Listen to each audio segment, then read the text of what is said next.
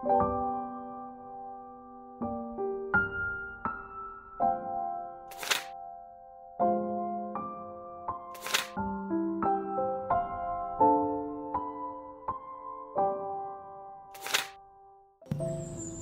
Santos nga Ebanghelyo para yan ang adlaw, Nobyembre 19, tuig 2025, Miyerkules sa nikakatloan kag tulo nga simanahan katuigan. Kinuha dida kan San Lucas, Kapitulo 19, versikulo 11, ngadto hiton 28. Samtang namamati hini an mga tawo, nagpadayon ni Jesus pagsumathaira hinpananglitan. Kirani na hiya yan na Jerusalem, ngan naghuna-huna ang mga tawo, nga diri na maiha, mapakita na ang ginhadian han Dios. Sanglit nagsiring hiya. May adahad to usang harangdon nga tawo, nakinad to hahirayo nga tuna, basi himuon nga hadi, ngan kahuman, nakahuna-huna hin pag-uli liwat. San hiya lumakat? Gintawag anay niya an iya napulo nga mga surugoon, ngan gintagan ang tag sa haira hin kwarta nga bulawan, ngan gintugon hira. Igpatigayon niyo ini, tub-tub han akon pagbalik. Kundi di nirigod ha iya an iya mga taghimungto. Sanglit, nagpalanat hira, han mga sinugo nga masiring. Diri namon karuyag nga ini nga tawo an maghadi haamon. Nahimo gihapon nga hadi adtong harangdon nga tawo, ngan binalik nga haw. Ginpasuguan niya dayon an mga surugoon, nga gintagan niya han kwarta nga umatubang ha iya. Basi hisabtan kun piraan ira na ganansya. Inabot ang siyahan nga nagsering. Agaron, nakaganansya ako hin napulo nga kwarta nga bulawan, tikang han usa nga iginhatag mo haakon. Nagsiring hiya. Maupay nga buhat, maupay ka nga surugoon. Itatapod ko haimo an pagdumara hin napulo nga mga syudad, kay matinumanon ka han gudti nga mga butang. Inabot an ikaduha nga surugoon, ngan nagsiring.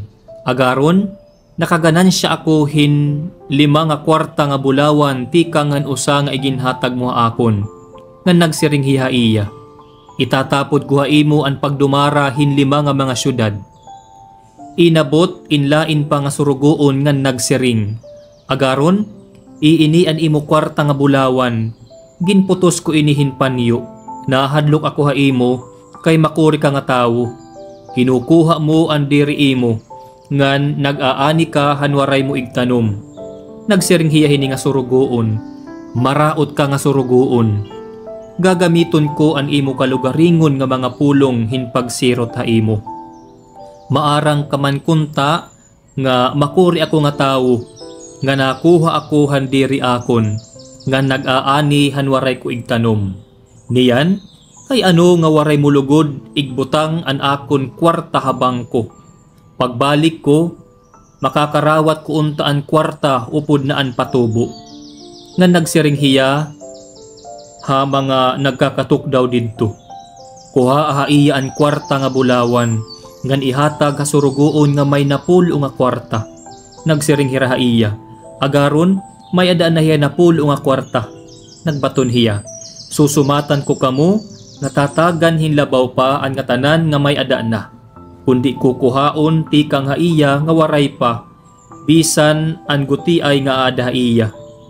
Niyan mahitungod hini nga akon mga kaaway, nga waray maruyag nga maghadi ako haira, dad ahirangan hi, ngan pamataya hira ha akon atubangan. Nagsiring hini si Jesus, ngan nagpadayon hiya ngadto ha Jerusalem. An Ebanghelyo han Ginoo. Pagdayawon ka o Kristo. Haliputay nga pamalandong. Iton grasya nga diri gingagamit hin maupay, sumala hiton iya tuyo, nahihimo nga disgrasya.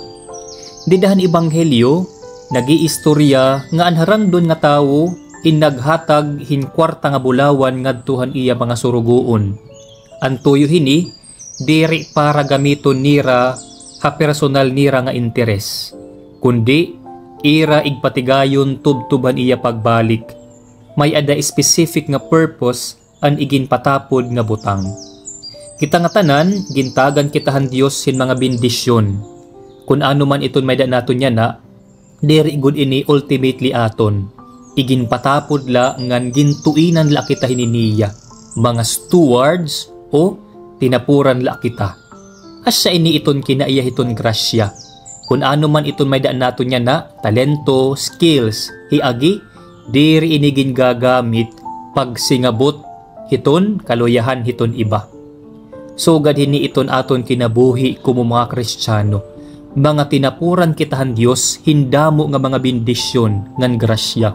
Iton tuyo hini nga dirila naton gamiton para hitaton personal nga mga interes o paghibang hiton aton igkasitawo. Ini nga mga bendisyon in magkaiba-iba. Diri kita paprihas. Sanglit ayaw naton igkumpara iton aton mga grasya ngadto hiton iba. Sugaron tangani hini, maiipa kita hiton bendisyon hiton iba nga tawo. Mai-insecure kita kung kay ano, diri kita sugad ka maupay kumanta o sumayaw o magyakan o makisangkay. Iton general purpose han Dios hin pagpaangbit niya hin grasya aton nga gamiton naton ini para pagtukod han singbahan. Karuyag signon nga gamiton naton ini pagbulig panginano hiton aton igkasitawo darakay amo ikita iton singbahan. Amo kita iton singbahan. Mga agianan la kita han bendisyon han Dios ngadto iton iba nga tawo. Again, diri nga ni gingagamit hin maupay iton grasya sumala hiton iya tuyo nahihimo nga disgrasya.